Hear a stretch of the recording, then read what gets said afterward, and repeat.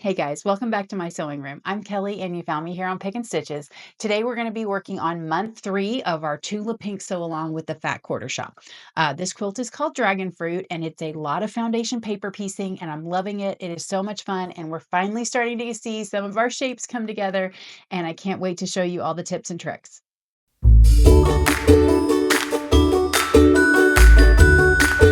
Okay, so this month we're sewing a couple blocks that we've done before and a couple blocks that are new.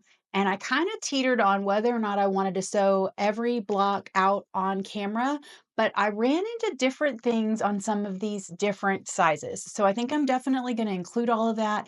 I think seeing sometimes the errors is going to help you learn and maybe avoid those same mistakes. Maybe you've got some tips and tricks for me because some of this is new to me. So let's just share all of our ideas and I'll show you what I did. Okay, guys, so let's just jump into these blocks. Again, these are some of the ones that we've already seen before. I have cut out my little shape and attached it to each board so that I don't get confused on my color placement. So we'll just work our way through these different blocks. This one actually was pretty similar. So we've got our 6-inch square and a square. And it does have 2 colorways on the outside. So that one is what's going to be slightly different. But other than that, we're going to do everything the same. So as you can see, I've got my little 6-inch add a quarter ruler here. I did end up using my 12-inch ruler on a couple of the sections of the block. In general, if the shorter ruler will get the job done, it's kind of easier to keep on this little tight cutting surface.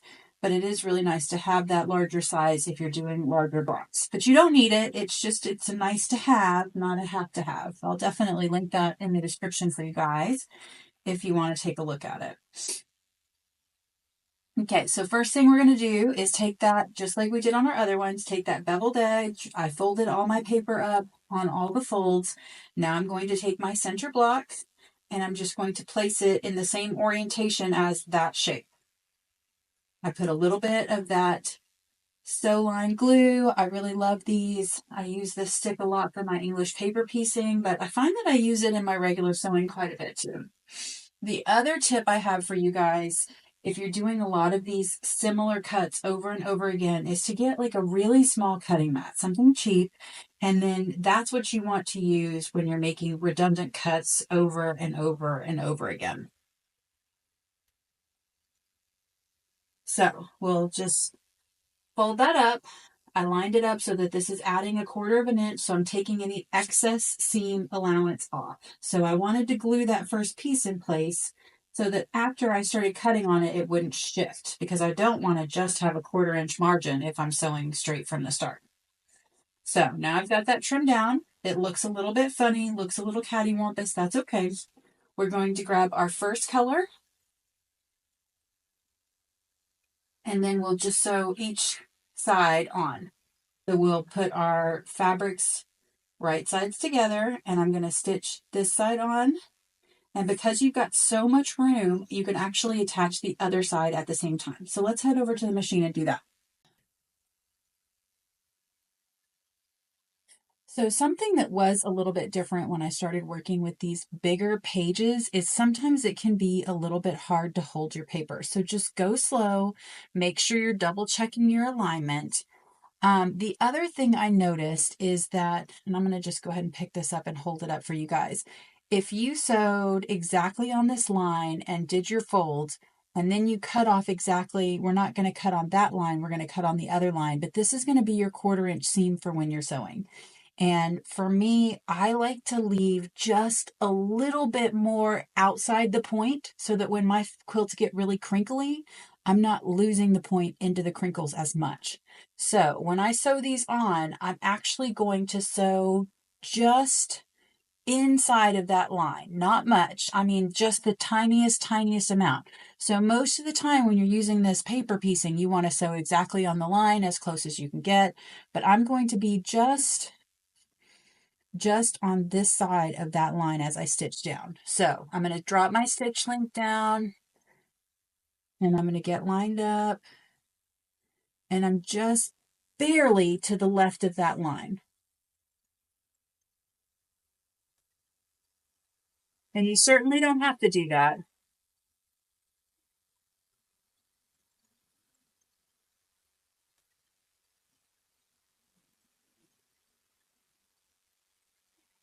So when we look at that, it's just slightly to the inside of that line. I can get that to focus. Focus.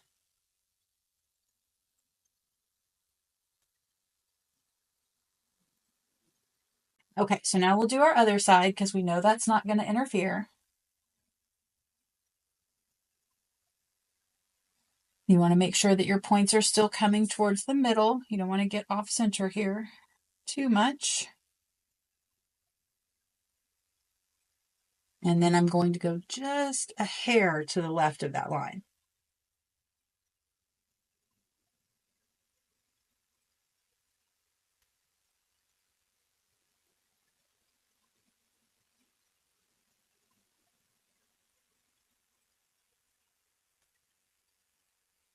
Okay, so now we'll go press and cut.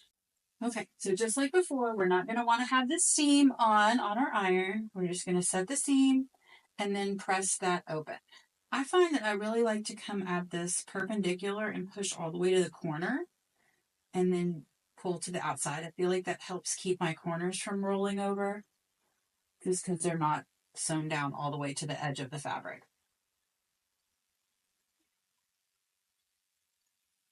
And the other thing is to use that roller kind of before you even get over here to the pressing station.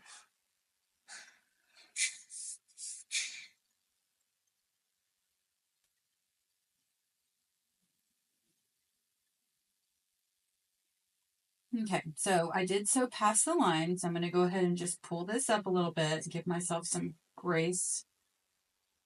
I find that my papers tear a little less if I do it without the ruler. I usually like to do the ruler all at once, but these bigger ones were giving me a hard time earlier. Okay, so I'll get right on that line with the beveled edge of this add a quarter ruler, and then I'm just going to fold that up and then spin it around, line up with my add a quarter, and trim off any excess. So here I have a little bit less than 1/4 of an inch, but that's okay. I have enough to get caught in the next seam. I'll fold this up.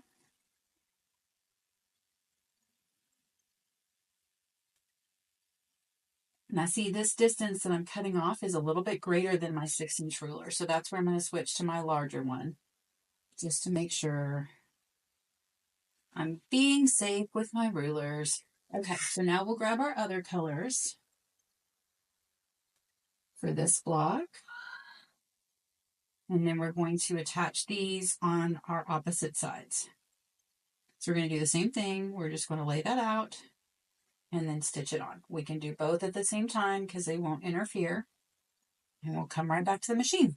Okay.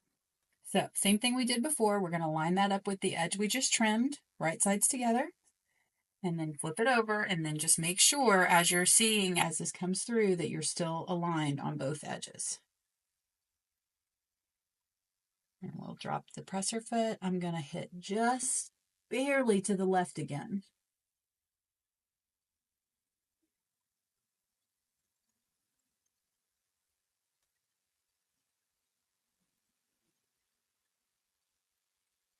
We'll do our other side.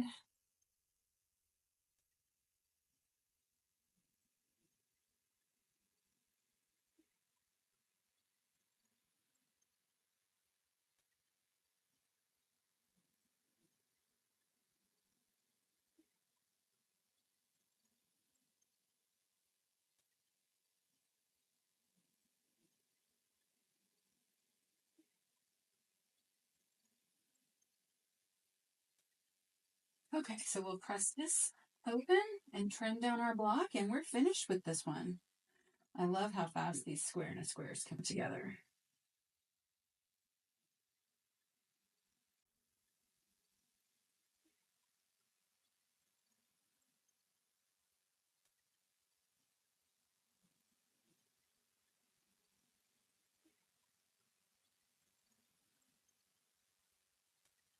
Okay, so for this week's block, this month's block, we're going to need our 6.5-inch, or you're going to have to trim up all 4 sides separately. Either way will work.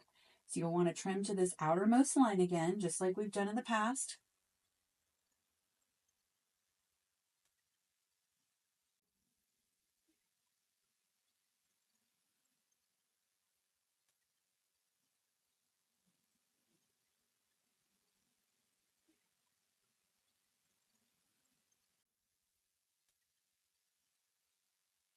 Okay, pull our papers off.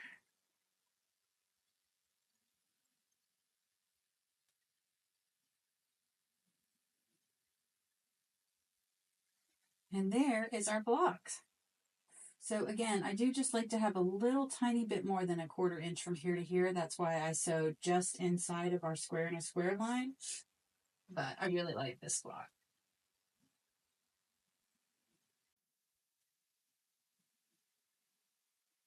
Okay, so the next block we're going to do is our courthouse steps block. Log cabin block, sorry, not courthouse steps. So this block I laid out a little differently. I kind of showed you guys this in video number 1, but basically as you're building out this block, it's 1, 2, and then it starts changing colors. And so some of these are colored unusually. So what I did is this is block 1, placement 1, then placement 2, then placement 3, because those kind of make the creamy side over here. And then 3, 4, and 5. So that's my first kind of legs of color, and then 6 and 7, and then it starts to really alternate and work its way through.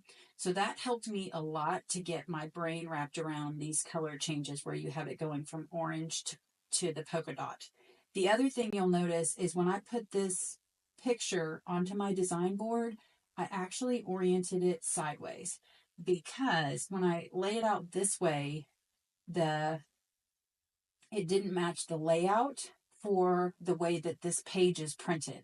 And I wanted the page to be oriented towards me. So what I did is I put this on my design board. I just rotated it 90 degrees. And sometimes it's the littlest thing like that that helps my brain understand what it is that I'm looking at and what it is that I'm doing in the correct way. So after that, I just sewed everything together just like normal. And I had some issues with holding it, as I will show you guys. But I wanted to point this out at the beginning of this segment. When I sewed this first one out, I ran into some problems.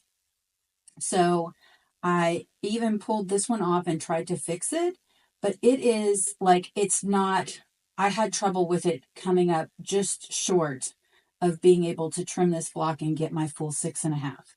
So I actually went back, and on this last row and the second to last row, I made these 1/4 of an inch wider. So instead of 1/2 inch or 1.5 inch pieces, I'm sorry, I went with 1 3/4 inch pieces. So yes, it's a little bit more waste, but I found that this just kind of gave me some grace to not be perfect.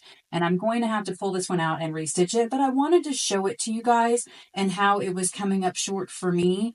And I did actually unstitch this once and stitch it back on, and it was still struggling. So I was like, well, maybe it's not just me. Maybe it's something that you guys could learn from. So I wanted to include it, and I'm going to go ahead and pick this.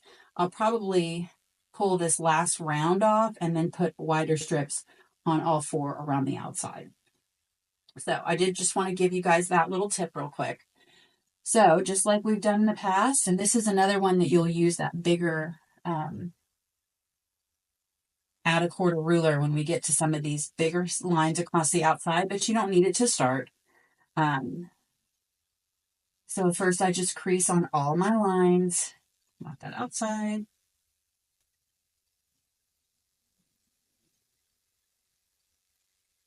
And we'll go all the way around. And this is the log cabin block. So this is kind of, I call this my up down block, where you have to get up and down 1,000 times. So we'll apologize in advance for all that. Okay, so once you have it all pressed, you want to make sure that you can see your center squares. Don't get confused and put it on 2. We'll put it on 1 and glue our first piece down in the center, not upside down. We're going to do it right side up. And then once you get that set, we'll come back and we'll trim between 1 and 2 if it needs a trim. Probably doesn't, but we'll put the tape to it anyways. And if you have a little extra fabric in your seam line, it won't be the end of the world. You don't want a ton of extra fabric just because there's already so much going on here. So then we'll take our piece 2s. We'll come back over here and then stitch it together. This is where, when I went to flip this over and feed it through the machine bed, I usually would grab it like this, but the distance of this paper between my fingers was too great. to really bridge it without having things shift around. So what I found that I like to do was take this last little edge that wants to be, that's the worst line ever, wants to be pressed up for our later stories. I know that that won't interfere between 1 and 2. So what I did was I put it on with that folded and then flipped it over so I could hold it. So now when I flip it over, as I flip it over, my left hand's going to be over there. Now I can reach my fingers around that. So I hope that makes sense. I hope that helped, because this way I'm like smushing the paper. You may even want to fold both sides up at the same time, just so you can reach all the way to the middle without disturbing where your pieces are. And this one I'm going to stitch right on the line. So I'm still at a 1. I'm still using my 80 glide that I've been using. And I'm sorry for the super bright light, guys. The sun came out. I have most of the lights off in my craft room. This is just the natural light coming in from the window. So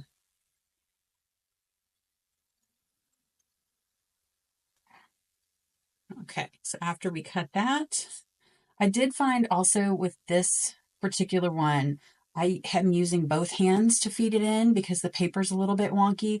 So I liked leaving my presser foot up. Usually I don't leave my presser foot up. I just maneuver it as I get back to the machine. But on this one, I found I had too many things to hold. So we'll press this open and then we'll trim that side and we'll add our other white border. So now we're going to go on to line 3. Go ahead and flip this back out.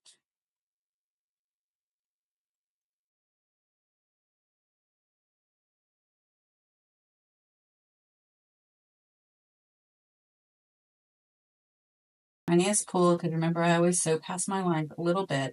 Now this one doesn't need probably any haircut. I mean, it's like 6 threads, maybe. No, like 3. It'll be fine.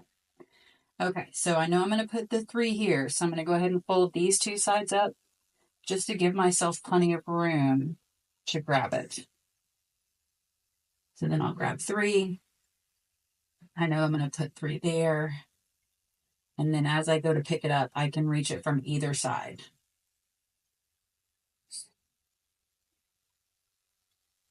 Okay, so now we're back at the machine. I'm just going to place this under the feed dog. I'm going to drop my presser foot and the needle before I let go of the fabric, because I found that this one did kind of want to dance around on me. So I'm going to lift my paper and just make sure those are still aligned when we're good to go.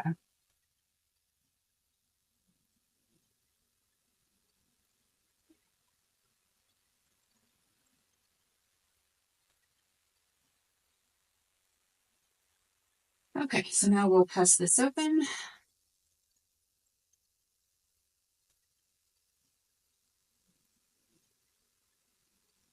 Okay, so now we'll just press that open. I'm going to come back with my add a quarter reload, and we're going to trim back to side 4. So we'll just crease it along that line, trim back to 4, and then we'll grab our piece 4. So this is going to be our first polka dot piece. And again, I just found that it was kind of hard to reach all the way around and grab that. So I like to fold this under just to make it a little more suited to the size of my hands. We'll hit the machine.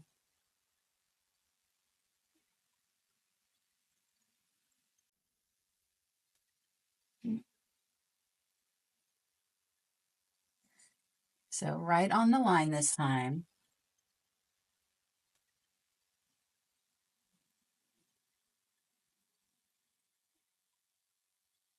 Pull it through.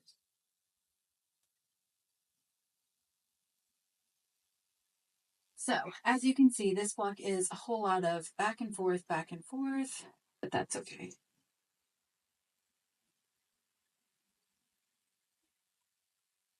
Now we'll trim to piece 5.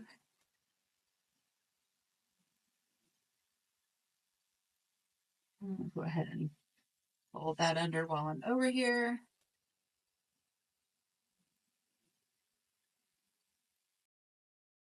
And we've got our second polka dot piece.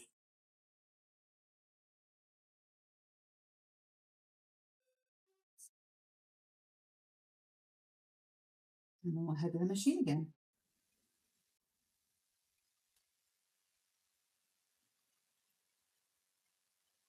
And I do like to fold it up and just double check and make sure my pieces are still aligned. For whatever reason, this block was probably the one I've seen drift the most of any of the paper piecing I've done.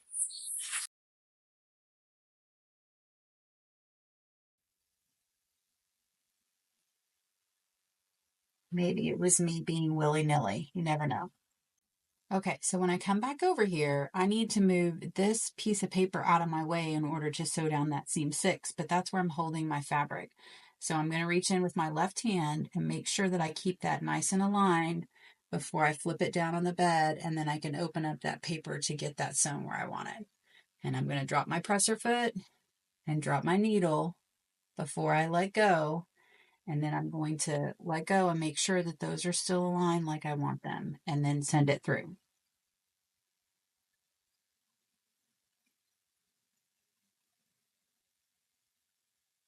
Okay, we'll do our other white piece, just like that.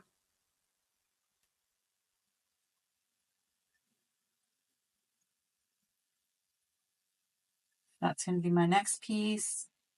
So we'll come over here to 7.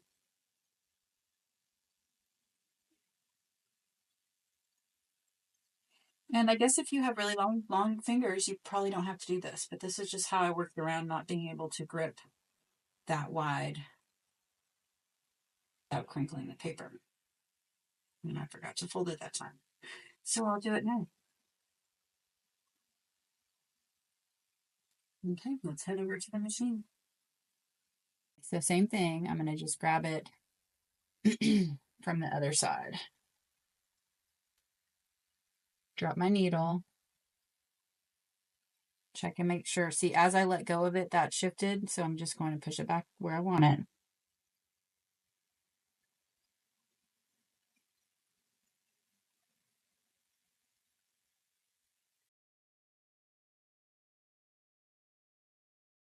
Okay. Now we'll grab that orange dot.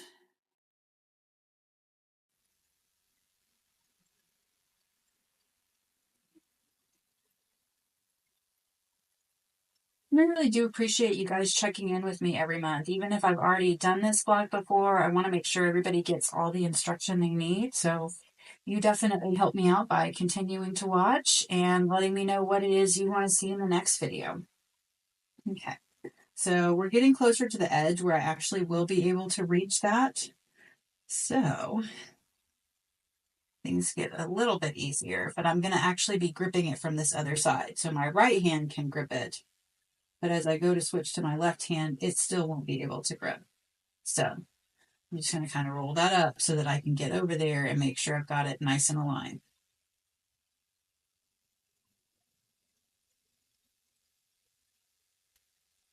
So I'm still holding that all with my left hand. And then I'll get right under that presser foot. Drop the needle. Oops.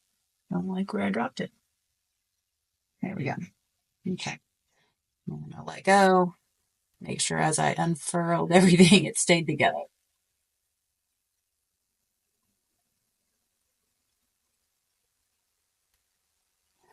See, and that one shifted on me a little bit. If this was a stripe pattern and it shifts like that, it's going to make your stripes be crooked. But since it's a dot, I think it's going to be okay.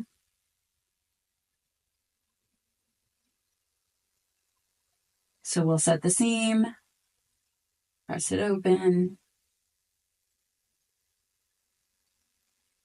and trim it.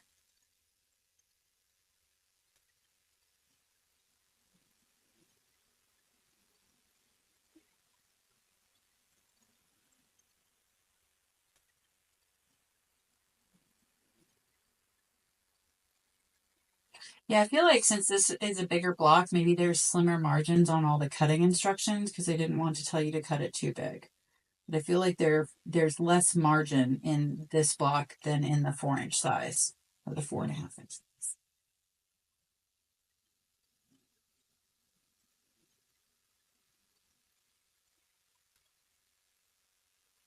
And that makes sense because you don't want to waste additional fabric, but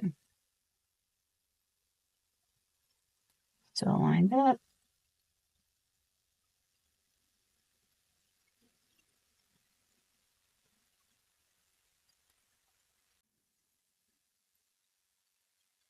Okay, so these last 4 pieces are the ones that I cut to be 3 and, excuse me, I can't get this number right, guys.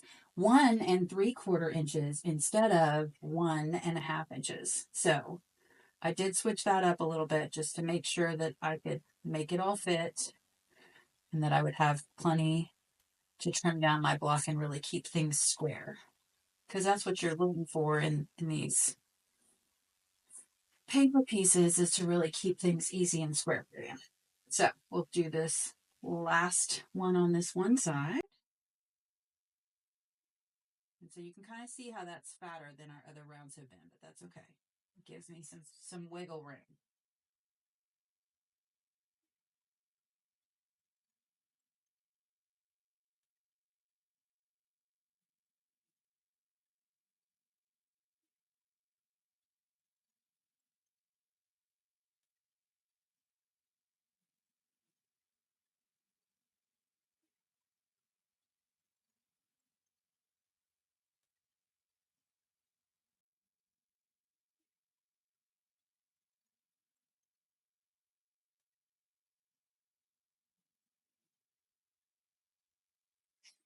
Okay, now we're on to, oh shoot, sewed that in the wrong order, guys.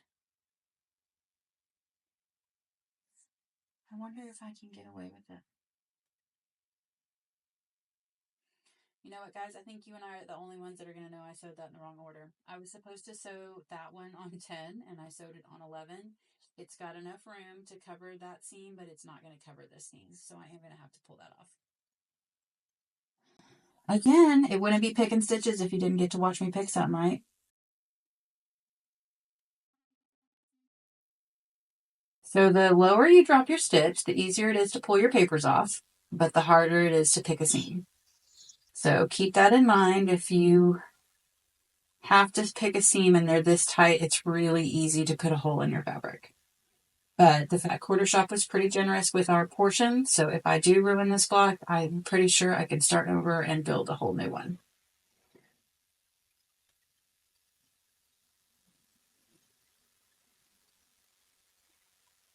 And I didn't put a hole in it, so I won't have to do that at all. Okay, so let's put this on the correct side this time. How about we sew number 10 first, because that's the next number.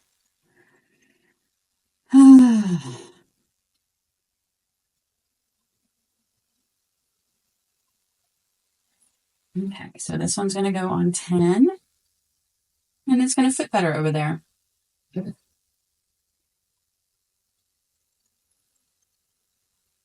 So if you've stitched on the same one a couple times, you can kind of see that 11's really wanting to pull off. And I really don't need to have it on there any longer.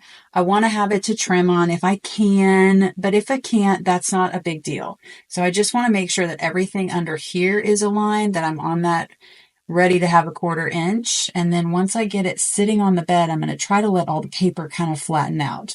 You could start over. I think there was an extra pad in our set, but I think we can make it work just like this.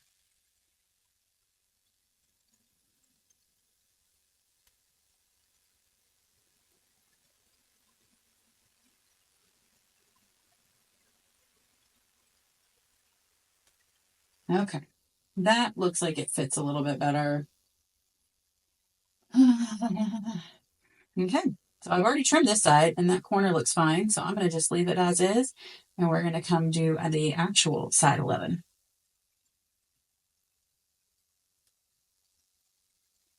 I think I do that every time, you guys. I've sewn the block out a couple times for myself, and then I get to thinking I'm almost done with it when I'm filming for you, and I just get ahead of myself.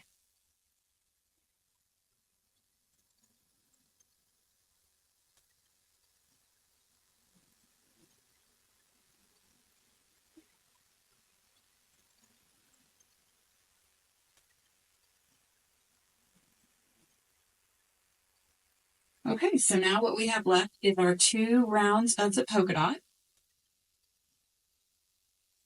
And we will have a finished log cabin block. So I'm going to take my shorter one, and I'm actually going to put it on my shorter side this time. Miracle of miracles.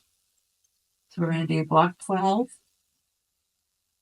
This is another one where I liked having a little bit longer add a quarter ruler, but you certainly can make a couple of those cuts without it. Just be careful. And then we'll get this lined up and sewn on. And once we got to this part, I could kind of grab both sides from the outside and still feel like it was anchored, so it wasn't such a big deal to bridge that gap.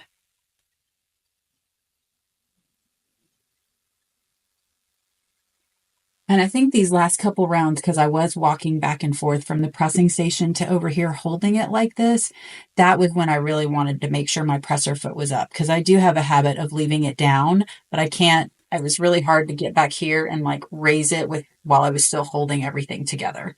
So now I can just slide it under. I'm still really compressing those layers. And I know that even though they're over the top of the feed dogs aren't moving them. And then we'll drop our needle. Since this is such a long piece, I really encourage you to double check and make sure you're still lined up, because it would be really easy for this to slide one way or the other. And just the slightest bit, because this is whatever, 6.5 or 7 inches long, it could really make it to where it's too skinny. And that may have been what I did the first couple times when I was working with the 1.5 pieces instead of the 1 3/4.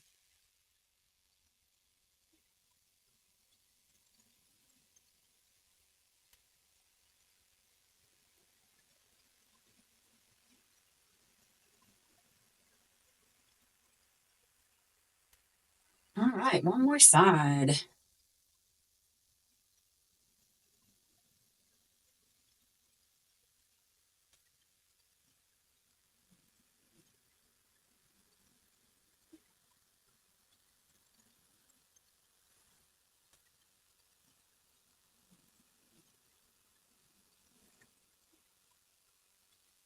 Doesn't look like there's much to trim, but we'll see.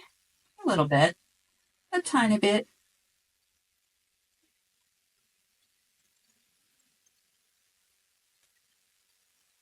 Okay, so we'll attach this last side on, and we'll have another completed block.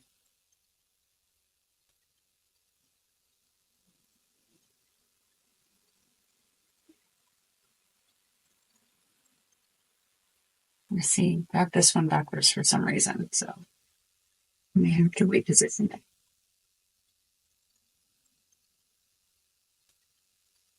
So my lines here look good.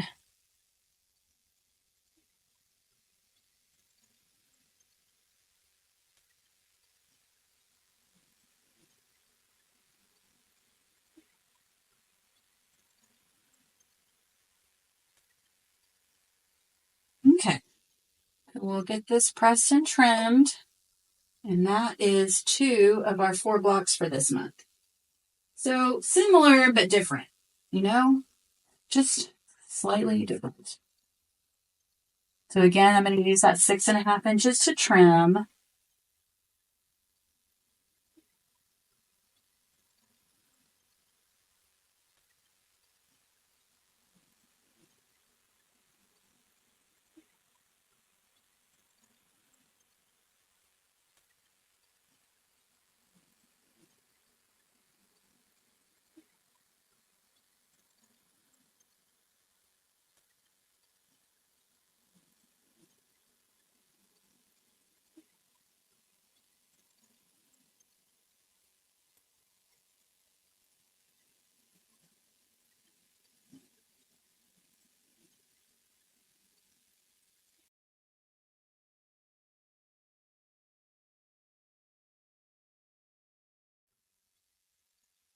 And these ripped out really easy. I did between Dragon Fruit 2 and Dragon Fruit 3, I had to switch out my bobbin again. So that meant it was time to change my needle and clean my bobbin case.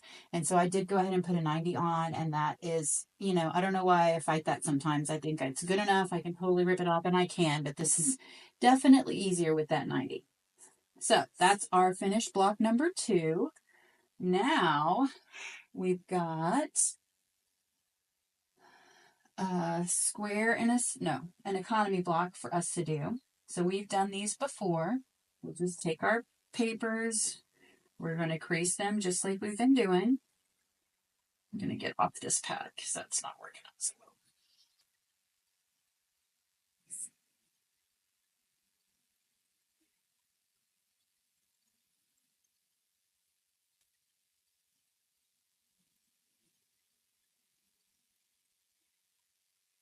Okay. And now that I've got all those creases in there, I can see where I want to position my center block. So I will put a little glue and then make sure it's face up and it's positioned right on top of those crease lines. All right, I have to clean this up. It's making me crazy.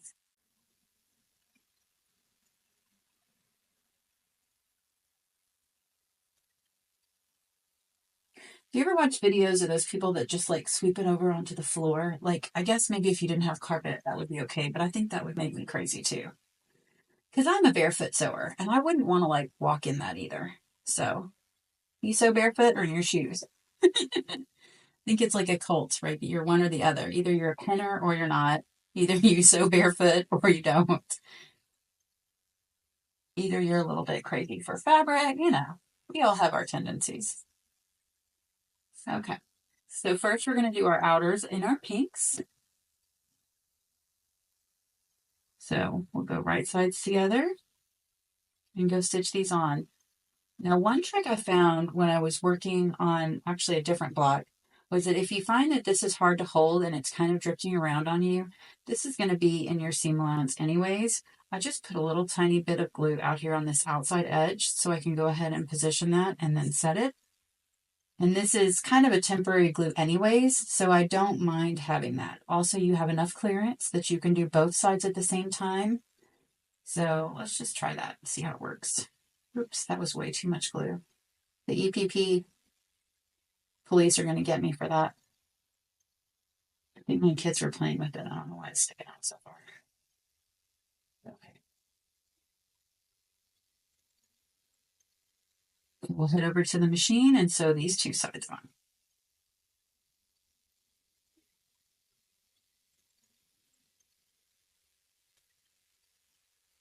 Now this is that same kind of thing because I want those points to really show. I'm going to go just to the left of this line. So just to the center of my shape.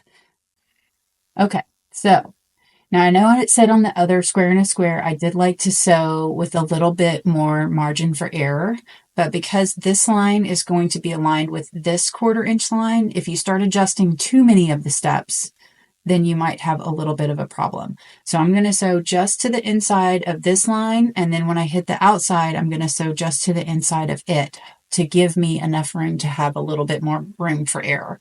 But if that's too confusing, just sew on the lines. That's going to give you a really accurate, beautiful block, and if you don't wash your quilt, you'll never notice it. But for me with the crinkles, that's where I start to look at how I can make those points continue to stand out even when it's crinkly.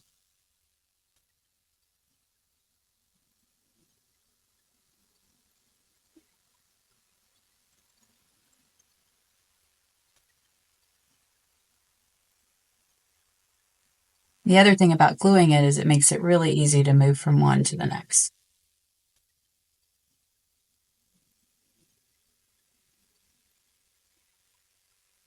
And if I had seam align glue out, I probably would have used that, but this works just fine. Okay, so we'll head back over here and I can press these open and all of that glue is over here on this seam, so I'm never going to see it. Won't bother me a bit.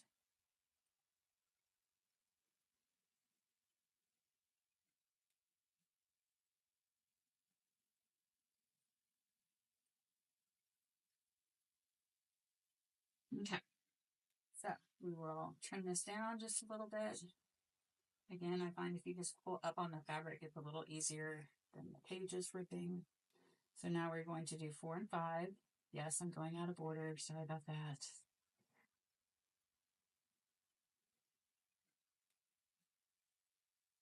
We'll fold this back, trim this to a 1/4 inch, and then we'll get our other 2 pinks.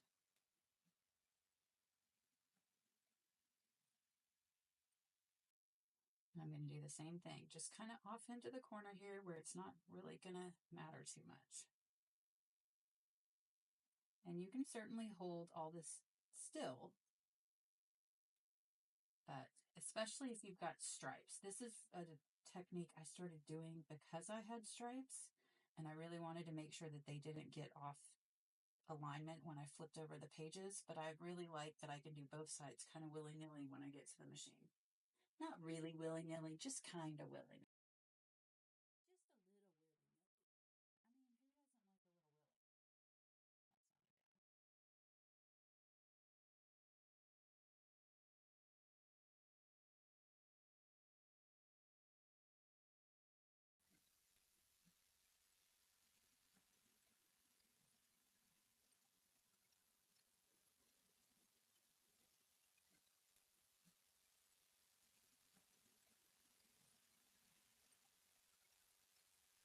Okay, everything looks good. We'll go press.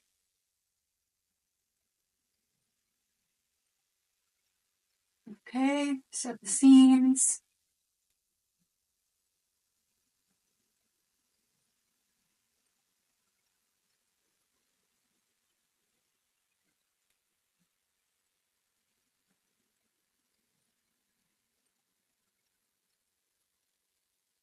Okay, so now we're ready to start adding our purples on. We're going to do 6 and 7. So this corner is going to need to pull up just a hair.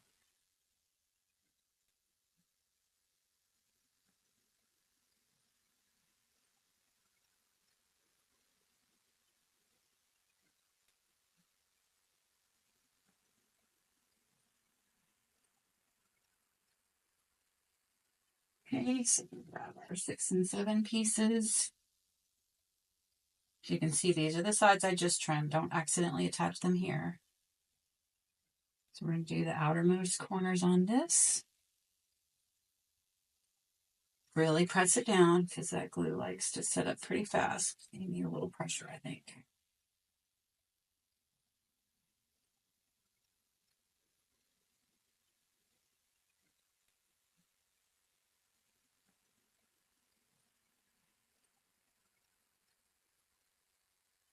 Okay. So now we'll sew these down.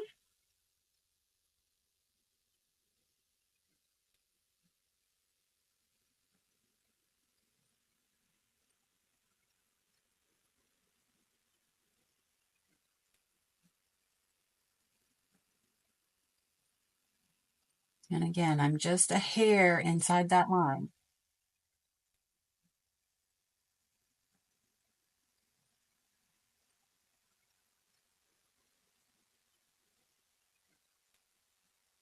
So that way when I open it up, I've got just a hair's breadth more room. So I had to do that inner border. This one, I had to do a little bit inside so that I could do this outer one a little bit inside. Otherwise, I would have been cutting off these points with my outside block cheats. I know that's a lot. I hope that makes sense.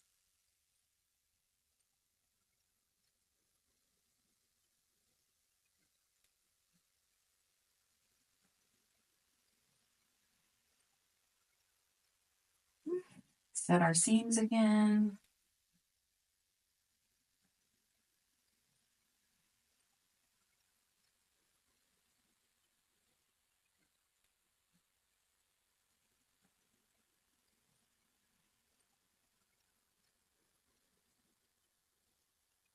Okay, peel it back and trim these outsides, and we'll do our last two sides.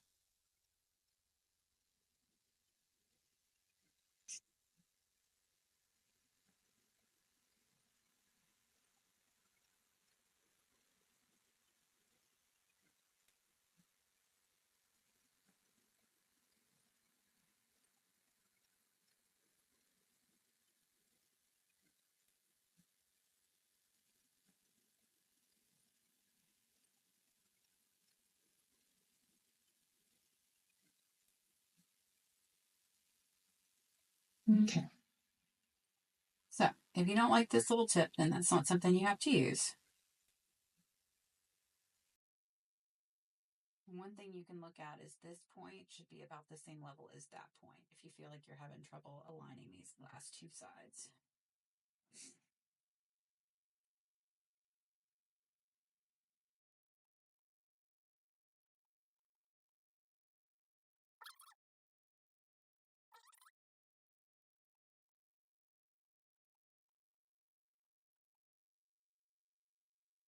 Yeah, guys, switch your needle to a 90. Don't be hard-headed like me and just suffer through it. because you think it's good enough, because it's not. The 90 is way easier.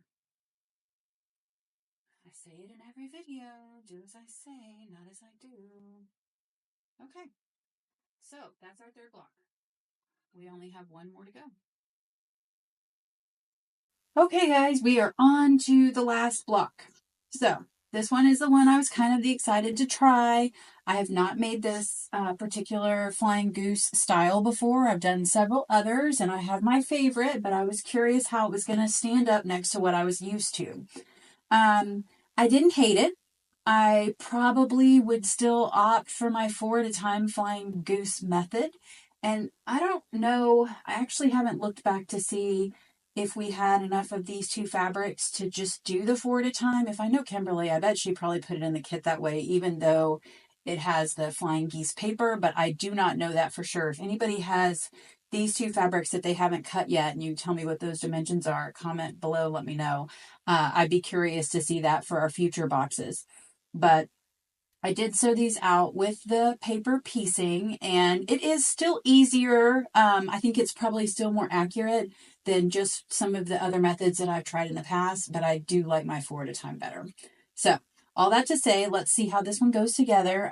The first thing I noticed with these was as you go to put your center block on here, so your center block is just slightly out of square.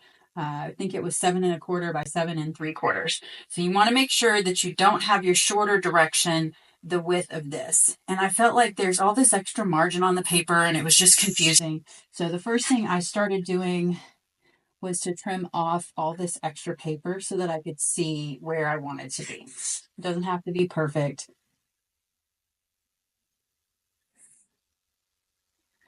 So after we've trimmed all that up, you can kind of see what you're working with a little bit better. Guys, I painted my nails yesterday, just a clear polish, nothing fancy, but it has made them like enough thicker that I can't pick things up. Just super annoying. Okay, so now we've got our 4 sides trimmed down. I'm just going to press all my corners up so I can see that center area. Oops, look at that.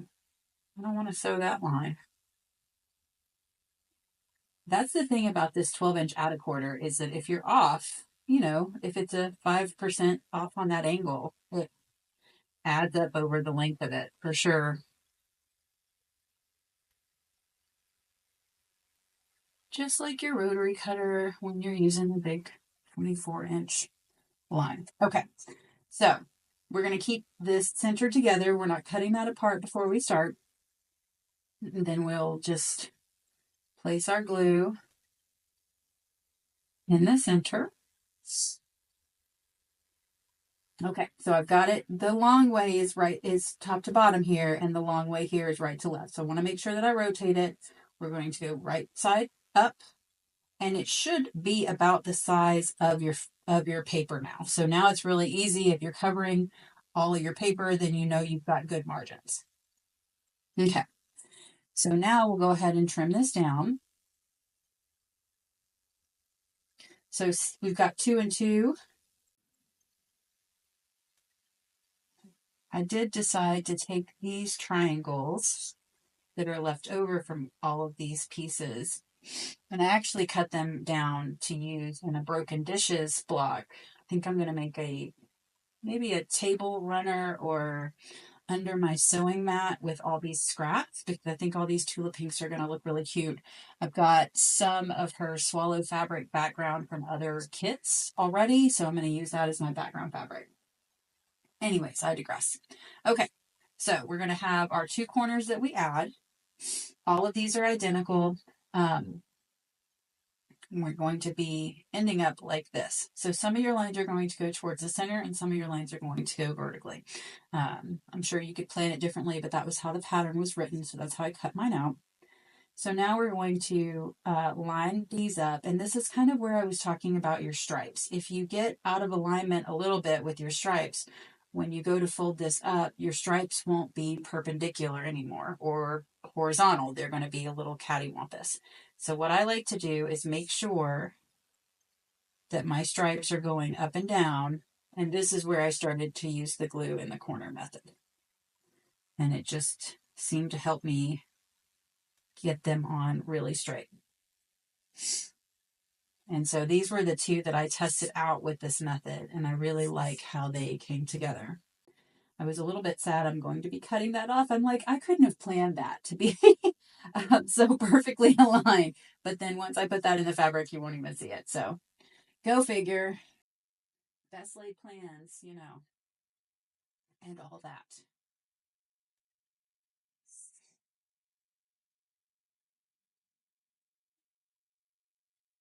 So I'll set that up to do the same thing.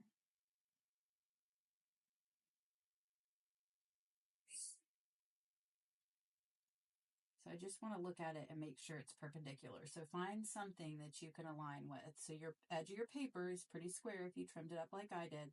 So I'm making sure that these lines are going up and down and the edge of my paper is along the bottom edge of that ruler. I actually stopped filming 3 different times today and the sun just keeps coming back out and I love it, but it is making it difficult and I want to get finished with this. It's right before Christmas and I'm trying to get this product out the door, get this video out the door for you all, but also get to spend some time with the kids.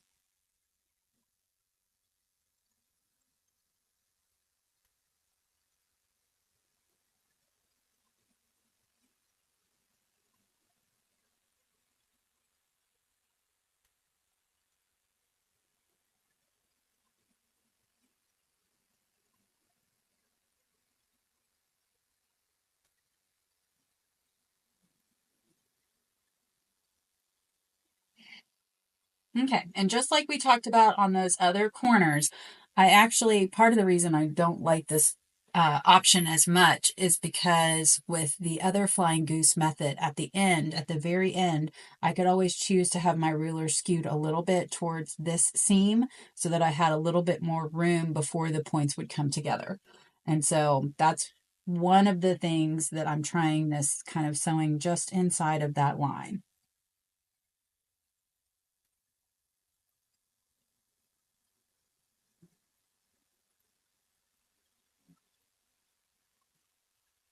Not much, just a hair. All right, let's go press that. Okay, we'll trim this down and then we'll do 3 and 3 because that's not confusing at all.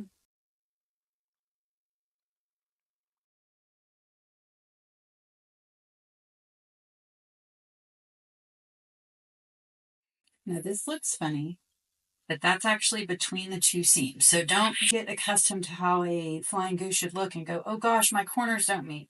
This is the corner you care about, so that one's not going to look like it meets. It looks like I sewed it too short, but it's going to be just fine.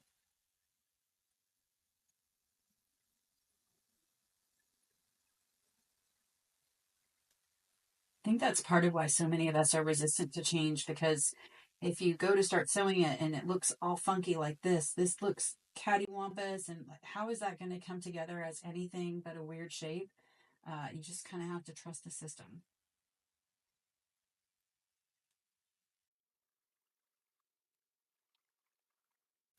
And again, you don't have to glue these. I just found that after the first couple that I really preferred gluing them.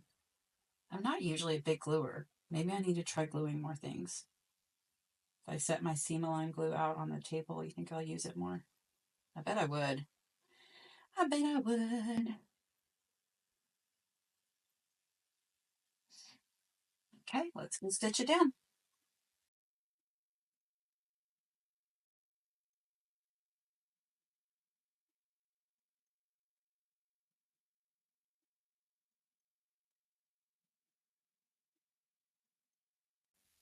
Okay, now we'll press it and trim it. And then we get to lay out this block. I really loved having these bright colors up on the design wall lately. It's kind of fun and different. For sure.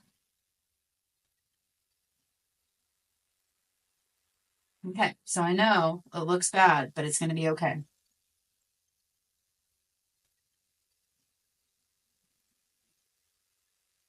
So again, this 6.5-inch ruler is not going to be big enough to cut all sides of it.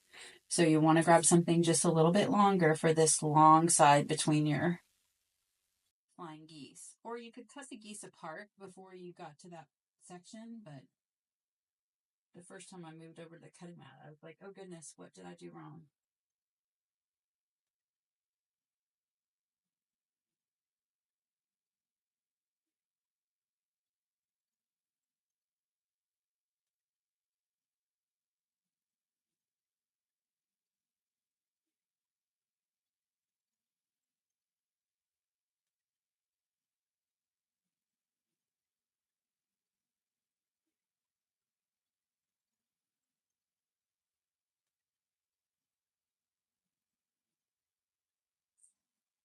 Yeah, so I feel like this is about the same amount of time, and it only gives me 2 geese, as where the other one gives me 4.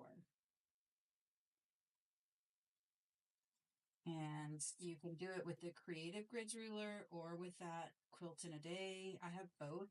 I usually reach for the Quilt in a Day, but the Creative Grid ruler works great as well.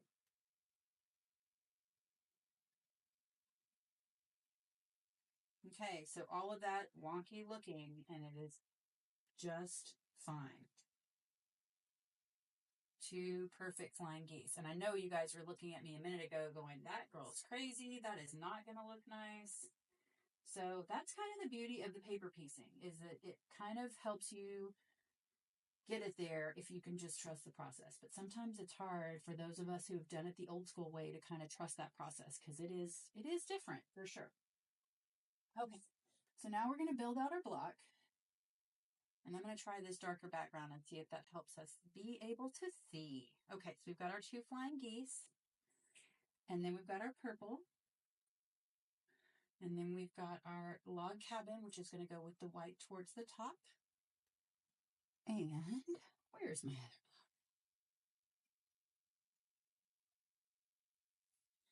And then we have our square and a square block. And we're going to put it with the flowers going from the top left to the bottom right.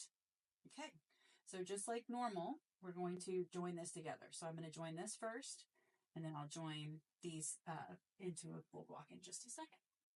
So I'm just going to flip this one over and stitch these together. I want this one to be on top so I can see that point, and I definitely want to make sure that I'm leaving that point. So if you need to, you can grab a marker or a friction erasable pen. This is going to be the point I'm leaving, and I'm going to make that kind of large so that you guys can see it when I'm on the machine.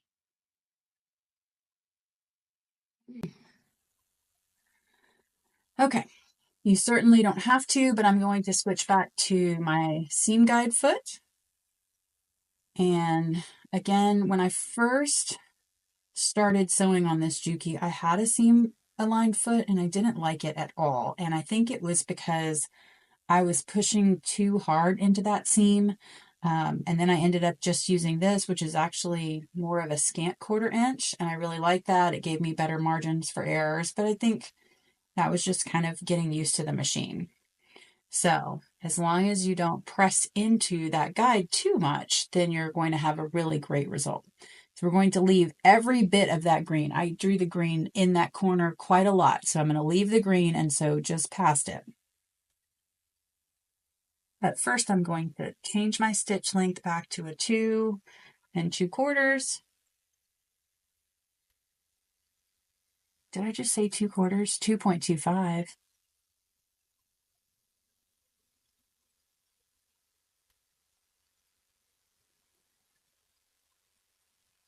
And then I will take this over and press it. I'm going to press and that green will go away. But that's why I like to leave just a hair more, because I really want to see that point. So I will press away from my point on this. The instructions do say to press open, but I find that I really like this better if I press away from the points. So I'm just going to press the seam away from that point. And now I'll have just a basic 4 patch to put together here. So I will take this over to the machine. It's kind of my typical MO. I will sew these 2 together and then these 2 chained, and then we will press them.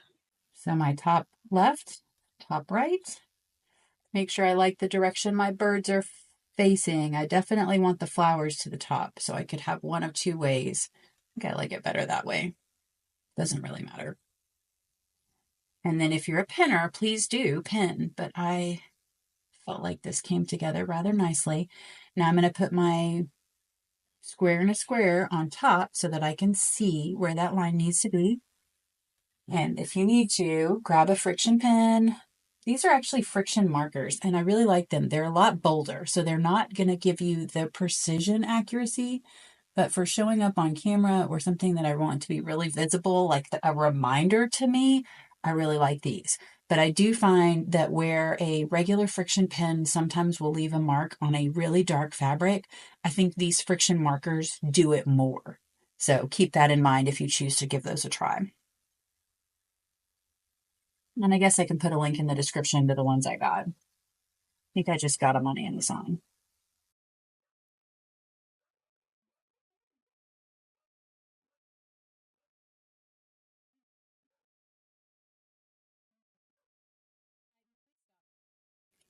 This is your bottom row. And so when I flip this over, I've got a point on the top and a point on the bottom. So I'm just going to look at both of those. You know, on a perfect world, they should be exactly the same, but they aren't always. So what I'm going to do is make sure that if I know that the bottom is a smaller margin, I will flip it over and sew from that side.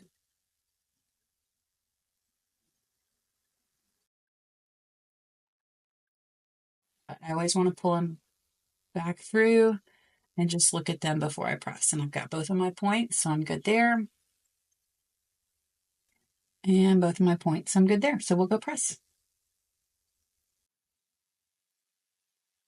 Okay, so I'm going to break the rules and set the seams to nest. So on this block, I definitely want to press away from my diamond. So I'm going to put that on top. And this one, they both have points. So it's going to be, 6 one way, half a dozen the other. So we'll go ahead and press this one since it's flipped the right way.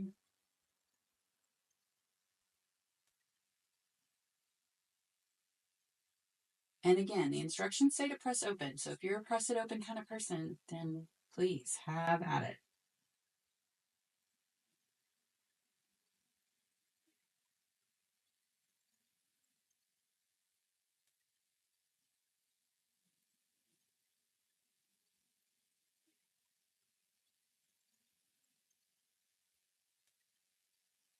Put that under the clapper for just a second. And if you're curious, with some of these leftover scraps, I'm just starting to kind of build out these broken dishes. This is a pattern I saw on Lori Holt's site forever ago. It's just a bonus project that I'm kind of throwing in the mix. This, of course, is all of these squares, so they all look really similar from today's work. Okay. So now these will nest. And I'm going to take this over to the machine. We'll throw a couple pins in it and we'll stitch it down. Usually I pin it over there because it's probably easier for you guys to see, but my pins were over here. So here I've got a square and a square, and on this side I'm not worried about it.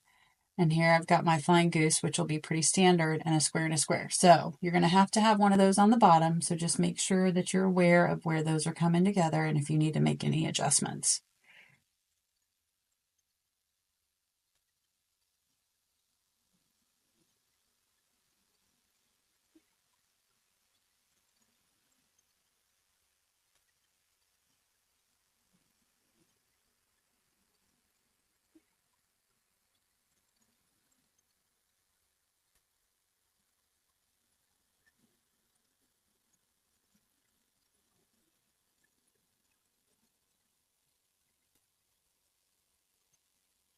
Look at that, first try. I did forget that step though.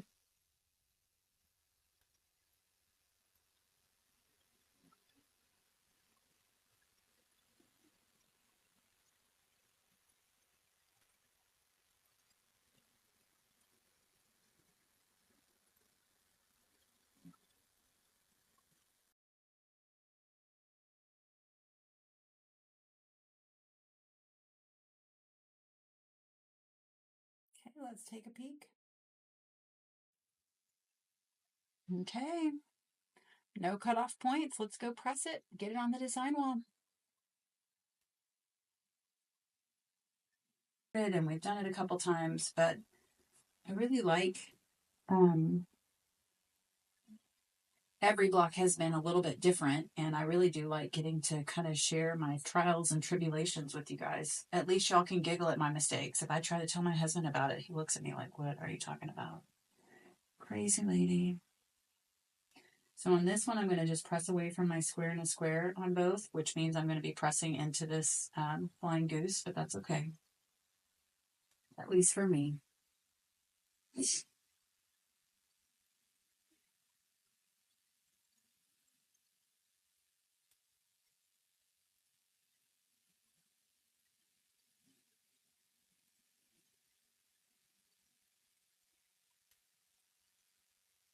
Okay.